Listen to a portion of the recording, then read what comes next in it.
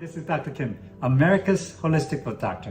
When your toe gets pinched between the toe next to it and the ground, it can cause a pinch callus, which can cause a blister to form and become extremely painful. Let's see how I can get this to be comfortable right away. Let's get right into the video. Hi. How you doing? Ray has this, what we call pinch calluses. As you can see, this is pinched from the fourth toe sitting on top of it, and then the ground or the shoe pushing and then pinching this area, causing this. Usually a blister first. Right, Ray? You were asking about the blister. You can see this one, that it's got a blood blister, we call it. As you can see, it's like that. And it's very painful and annoying, right? Yeah. So I'm going to clean this all out, and I'm going to share with you guys how we can, take care of it at home before you get to the doctor. And he has also pinch callus over here as well. You can see where this big toe is pinched on the second toe and then the ground. This doesn't have a blister, but as you can see, this also can be quite bothersome as well. So we're just going to clean these out. So Ray was asking before we filmed that how we take care of this thing and when the blister comes. Well, when the blister comes, you want to pop the blister, because blister can be very painful if there's a fluid inside, especially blood, right? You get a lot of blood? Yeah.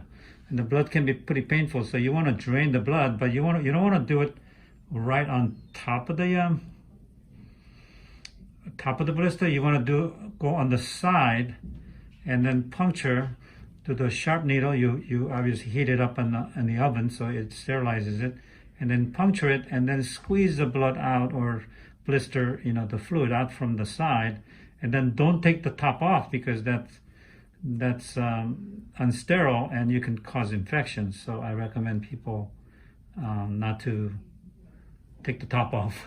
I know some people want to take the top off. Don't peel off the layer. Yeah, don't peel off the layer. Just let it sit there. Let the fluid kind of drain out. So what I'm doing right now is just kind of cleaning out the callus. This could be quite painful, so I've done as much as I could today.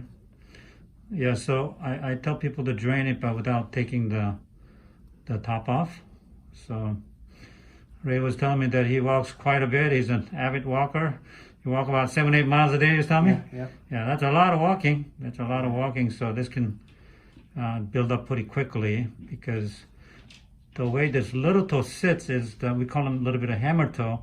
Instead of sitting like this, it is rotated and it's kind of sitting on the side, which is a common problem. And then when that happens, this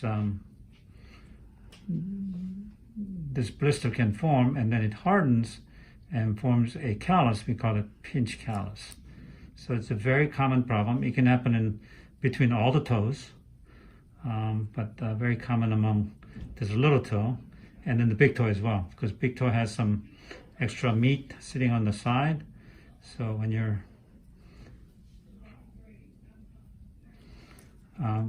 walking, you can create that pinch callus over there as well.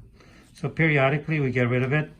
But if it keeps becoming a problem and then you want to get rid of it permanently, then we can cosmetically clean this out or cut it out and then put a couple sutures in there, and then you won't have this problem again. So it's a pretty simple procedure, but I do recommend for somebody like Ray, who walks 7-8 miles a day, and this is becoming a problem, and then you want to take care of it permanently, then we can.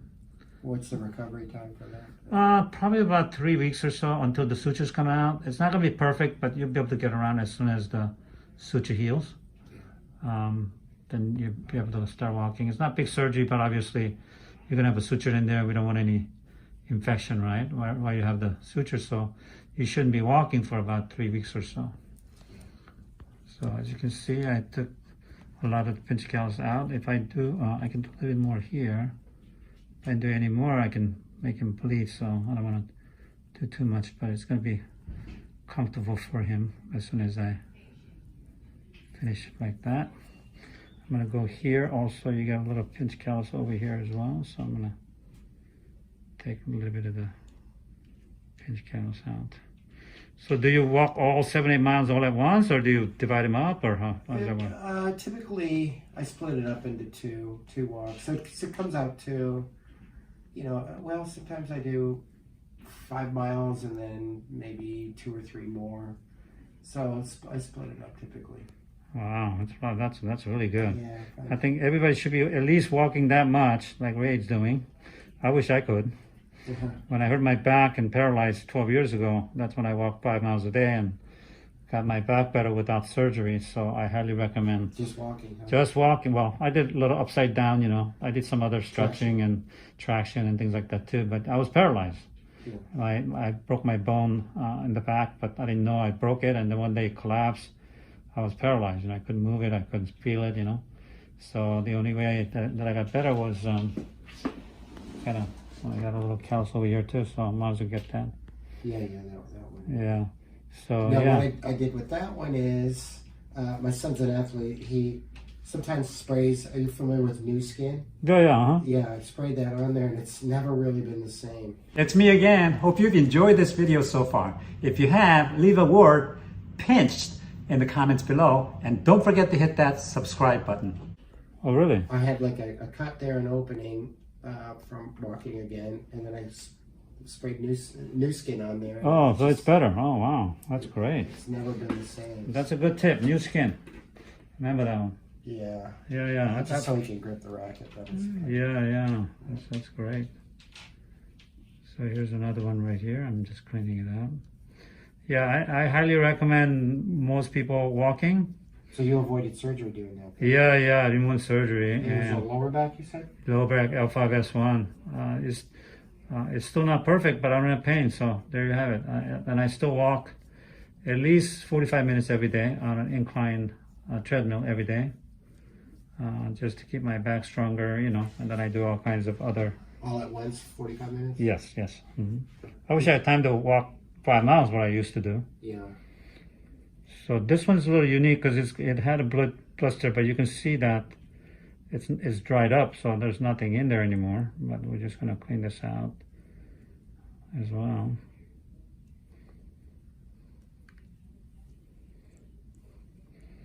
Yeah, but So wow, that's amazing. So you make sure that you walk on an incline now? Yeah, because that strengthens it more. And from all of this, I became diabetic. When I couldn't eat and I lost 40 pounds and, I was in a lot of pain, right? And then... You mean you became diabetic after you lost the weight? I lost when I was in pain, I couldn't eat. I was heavily medicated, right? I was in so much pain. So while I was recovering, I felt bad. So I went to the doctor and I realized that both of my parents are diabetic. Mm-hmm. So this somehow turned on my diabetic gene. It's not from eating because I eat pretty well. But stress can bring about diabetes also. People don't know about that, but yes, it could. And that's what happened to me. So it's a little challenging to do all the things a little bit different now, But I highly recommend people walking a lot more. It's good for everything, But you do that, make sure you keep your posture, the way it should be when you're walking uphill then, right? Yes. I do that, and then I stretch a lot. I do a lot of kicking. I'm a martial artist, right? So I do a lot of kicking still. And that's why I think I broke my back years ago. I don't know, but I don't remember breaking it, Yeah. So, but now I'm very careful about all the things that I do. I don't overdo it. I don't jump like that. But I can run and I can do things, but I don't want to do it for a long time, Yeah. Because they never did surgery, and I didn't have much of a disc left, so. Wow. Yeah, because back surgery, you want to avoid that, right, at all costs? Yeah, if possible, yeah. Some back surgery is obviously needed, but if you don't need it, you don't want it because it can be a lifelong issue, Did you see the doctors right down the street here? Yeah. Orthopedic? Yeah, I saw the orthopedic guys. They're my friends. Right? Do you know Yuan? Yeah, Dr. Yuan, Dr. Philip Yuan. Yeah, he's my neighbor. Oh yeah, he's a great. He does next though, right? Yeah, he's a great surgeon. I highly recommend him. He's done a lot of my patients. I sent all my back surgery patients. If I ever need a back surgery, you'd probably be doing it. Mm-hmm. because he's that good. But I see so many complications with back surgeries, right? So we try not to go that route. But if I need one, he'll probably be the one doing it. He lives in Huntington Beach. No, he lives in Long Beach. Oh, right? Oh, he Yeah, moved. we're neighbors. Was that right? Oh, Yeah, okay. so I didn't know that. we became friends. His kids play tennis. My son plays tennis. Oh, really? Okay. Yeah. Yeah, I know him. He's a good guy. But weight's a huge part of the recovery, right? When you back surgery. And, Which one? weight, keeping your weight, maintaining weight. Yeah, maintaining weight is a big thing. And then I think the big part of it is going upside down, inversion table.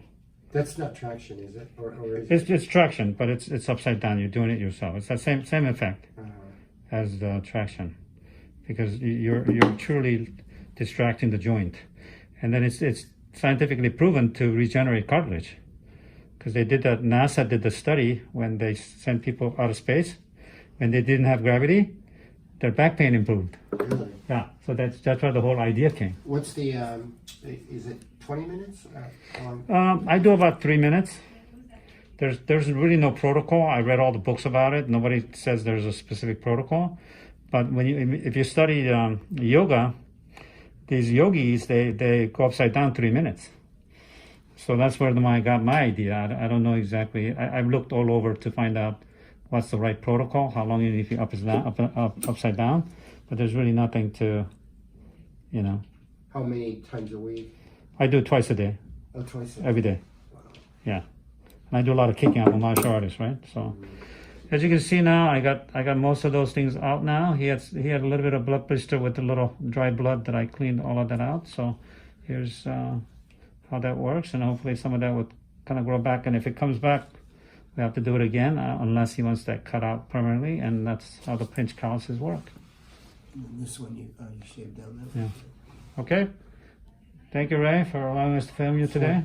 Thank you for watching my video. Pinch callus can form a blood blister which needs to be drained to avoid severe pain. If it persists, you may have to have the callus cut out surgically. For more videos just like this one, tap that subscribe button. Check out the next video here. See you next week.